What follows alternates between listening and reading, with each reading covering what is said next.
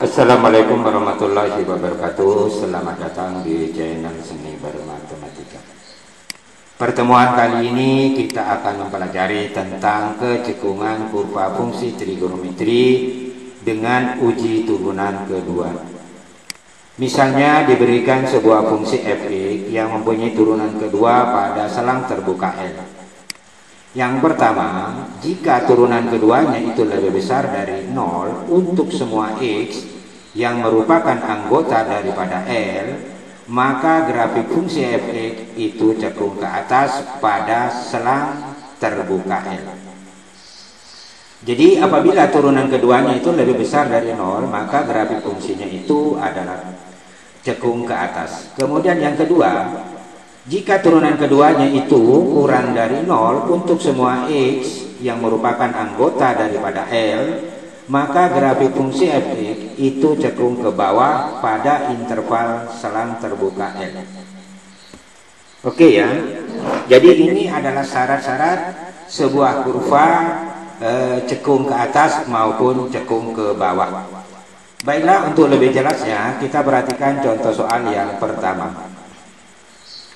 Diketahui sebuah fungsi f(x) sama dengan cos x pada interval x-nya itu lebih dari 0 derajat tetapi kurang dari 360 derajat. Tentukan di mana fungsi tersebut cekung ke atas dan cekung ke bawah. Mari kita lihat penyelesaiannya. Yang pertama, f(x) sama dengan cos x. Kita lihat turunannya, berarti f aksen x itu sama dengan min sin x. Saya kira sudah jelas ini ya. Selanjutnya, f aksen x yaitu turunan pertama ini kita turunkan lagi sehingga akan diperoleh turunan keduanya. Min tetap min, turunan daripada sin x tidak lain adalah cos x. Sehingga turunan dari min sin x itu sama dengan min cos x. Ini merupakan turunan kedua. Kemudian untuk menentukan kecekungan dari suatu kurva, maka haruslah turunan keduanya itu disamakan dengan 0. Berarti dalam hal ini min cos x sama dengan 0. Kedua ruas kita kali minus, maka akan diperoleh cos x sama dengan 0. Saya kira jelas ya. Kemudian cos berapakah yang nilainya 0? Tentu jawabannya x-nya itu adalah 90 derajat dan 270 derajat. Kemudian perhatikan nilai x yang berada di ujung-ujung interval, maksudnya adalah ini, yaitu 0 derajat dan 360 derajat. Sehingga dengan demikian kita akan memperoleh beberapa interval daripada x. Yaitu yang pertama, interval x-nya berada antara 0 derajat dan 90 derajat. Kemudian interval x yang kedua berada antara 90 derajat dan 270 derajat. Dan yang ketiga, interval x-nya itu berada antara 270 derajat dan 360 derajat. Nah, ini semua sebentar akan diselidiki bagaimana dengan nilai turunan keduanya. Oke, kita lanjut. Akan diselidiki turunan kedua yaitu min cos x pada selang yang pertama, yaitu x-nya berada antara 0 derajat dan 90 derajat. Oke, kita ambil misalnya x-nya itu 45 derajat. Lalu bagaimana nilai turunan keduanya jika x-nya itu 45 derajat? Di mana turunan keduanya adalah min cos x, berarti x-nya ini kita ganti 45 derajat.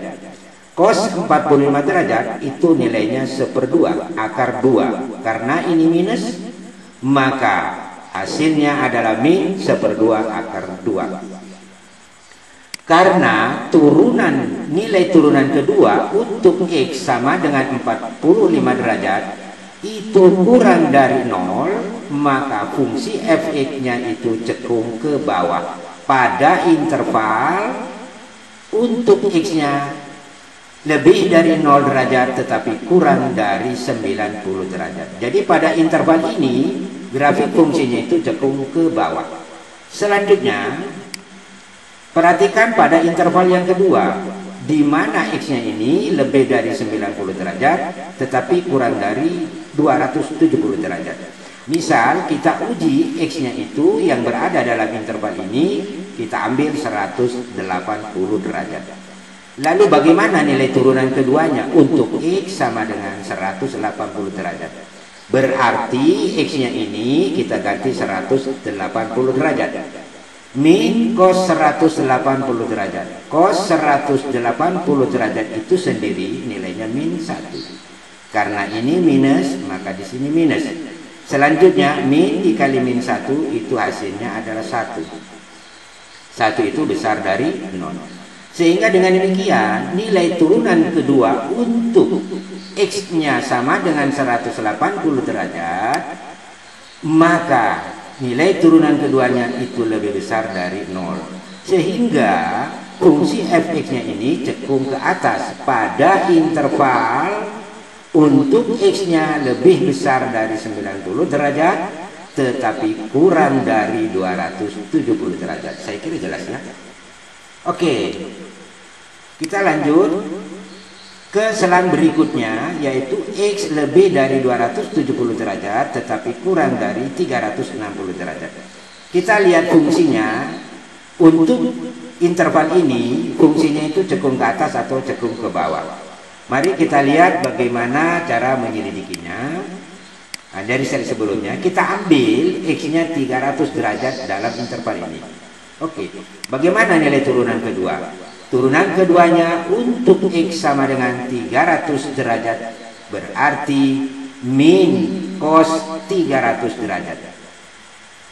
Cos 300 derajat itu nilainya 1/2 karena minus, maka min cos 300 derajat hasilnya adalah min setengah.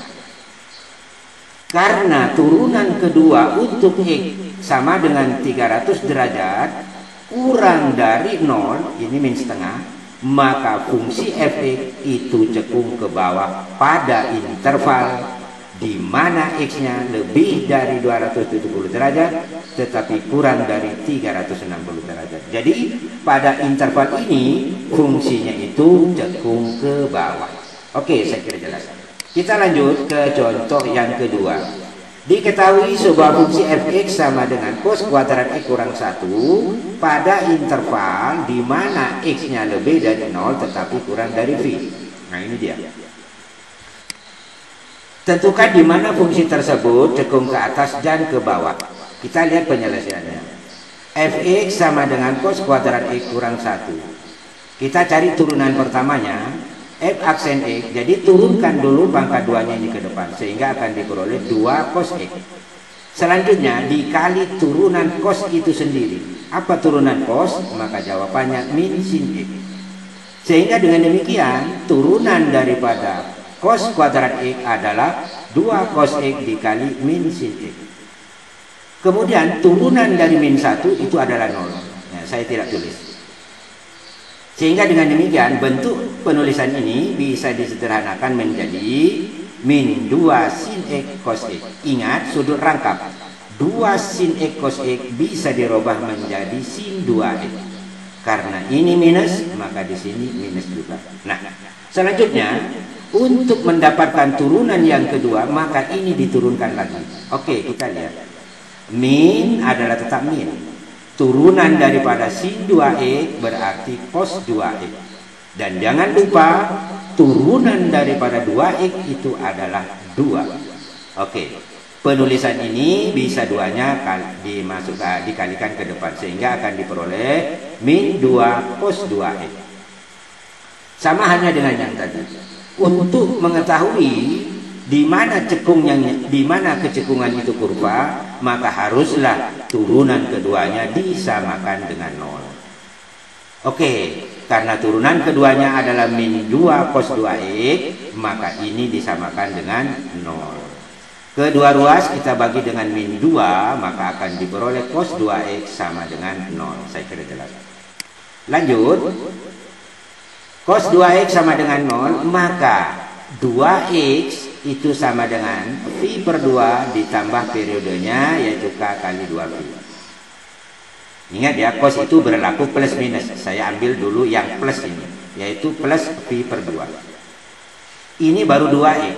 Jika kedua ruas kita bagi 2, maka di ruas kiri akan diperoleh X, sedangkan di ruas kanan jika dibagi 2, maka V per 2 akan menjadi V per 4, kemudian tambah, ini tetap tambah, K kali 2V jika dibagi 2 akan menjadi K kali V.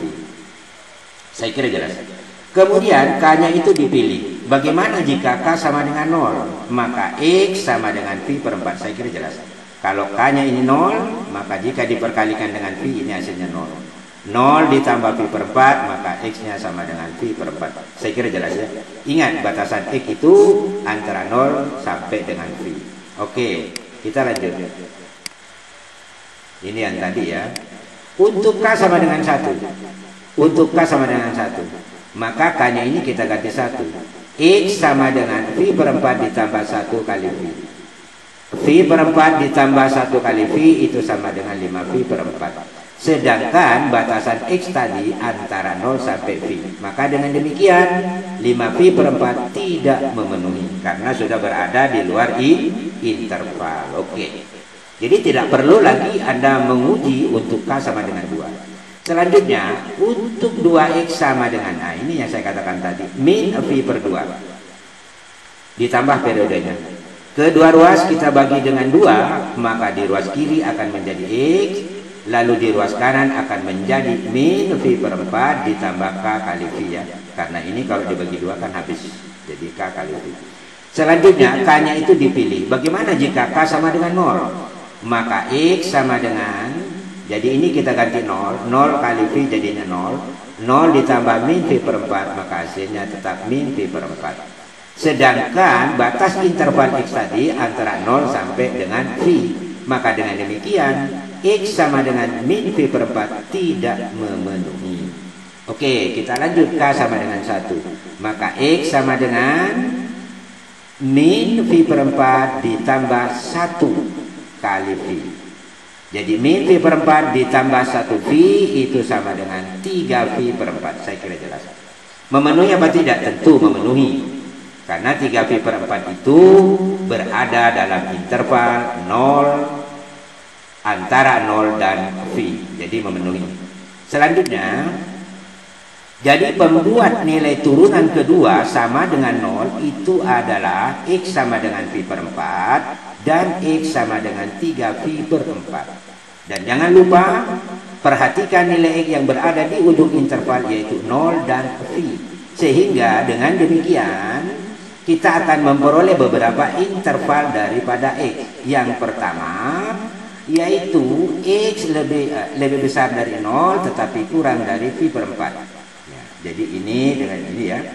Kemudian interval yang kedua, X lebih besar dari V per 4 tetapi kurang dari 3V per 4. Kemudian yang terakhir yaitu X lebih besar dari 3V per 4 tetapi kurang dari V. Jangan lupa ya, ini ujung-ujung interval. Oke. Nah sekarang kita akan selidiki satu persatu pada interval ini. Perhatikan pada interval yang pertama di mana X-nya lebih dari 0 tetapi kurang V per 4. Kita akan mengambil di sini X akan diuji kepada turunan keduanya. Misalnya kita uji X sama dengan V per 6 atau 30 derajat. Lalu bagaimana nilai turunan keduanya? Ingat turunan keduanya tadi adalah min 2 cos 2X. Karena X-nya diganti V per 6, maka akan diperoleh min 2 cos 2V per 6. Nah, ini 2, ini 6, berarti bisa dicoret, akan diperoleh min 2 cos V per 3. V per 3 itu 60 derajat. Cos 60 derajat nilainya 1/2. Min 2 dikali 1/2 jawabannya min 1. Nilai turunan keduanya, karena ini minus, maka dia kurang dari 0. Karena turunan kedua untuk X sama dengan V per 6 kurang dari 0, maka fungsi fx itu cekung ke bawah pada interval X lebih besar dari 0 tetapi kurang dari V per 4. Jadi pada interval ini fungsinya itu cekung ke bawah. Selanjutnya perhatikan interval yang kedua. yaitu X lebih dari V per 4 tetapi kurang dari 3V per 4. Misalnya kita akan uji X-nya sama dengan V per 2, ada di sini. V per 2 itu tentu sama dengan 90 derajat. Bagaimana nilai turunan keduanya? Berarti X-nya sekarang kita ganti dengan V per 2, berarti ini. Min 2 cos 2 kali V per 2, duanya dicoret. Sehingga akan diperoleh min 2, berarti ini. Karena duanya dicoret akan diperoleh cos V. Cos V itu berarti sama dengan cos 180 derajat. Yang nilainya sama dengan min 1. Min 2 dikali dengan min 1, maka jawabannya 2. Dengan demikian, maka nilai turunan kedua untuk X sama dengan V per 2 itu lebih besar dari 0. Maka fungsi fx-nya itu cekung ke atas. Pada interval X lebih dari V per 4 tetapi kurang dari 3V per 4. Jadi pada interval ini fungsinya itu cekung ke atas. Selanjutnya perhatikan interval yang ketiga, di mana X-nya itu lebih dari 3V per 4 tetapi kurang dari V. Misal kita uji X sama dengan 5V per 6. Atau dengan kata lain ini 150 derajat jika dikompres ke dalam derajat. Lalu bagaimana nilai turunan keduanya? Turunan keduanya tadi adalah min 2 cos 2X. X-nya diganti 5V per 6. Sehingga akan diperoleh min 2 cos 2 dikali 5V per 6. Ini dicoret duanya dengan 6, maka akan diperoleh min 2 cos 5V per 3. 5V per 3 jika dikompres ke dalam derajat itu sama dengan 300 derajat. Cos 300 derajat nilainya 1/2. Sehingga min 2 dikali min 2 dikali 1/2 jawabannya min 1. Dengan demikian, karena turunan kedua nilainya kurang dari 0 untuk X sama dengan 5V per 6, maka fungsi fx itu cekung ke bawah pada interval X lebih dari 3V per 4 tetapi kurang dari V. Oke ya, saya kira cukup jelas. Kita lanjut ke slide berikutnya. Kita lihat soal. Silakan Anda kerjakan soal-soal ini agar kalian tambah mahir dalam menyelesaikan soal-soal yang berkaitan dengan kecekungan dari suatu fungsi trigonometri. Baiklah, pertemuan kali ini sampai di sini. Mohon maaf atas segala kekurangan. Wabillahi taufiq wal hidayah. Wassalamualaikum warahmatullahi wabarakatuh.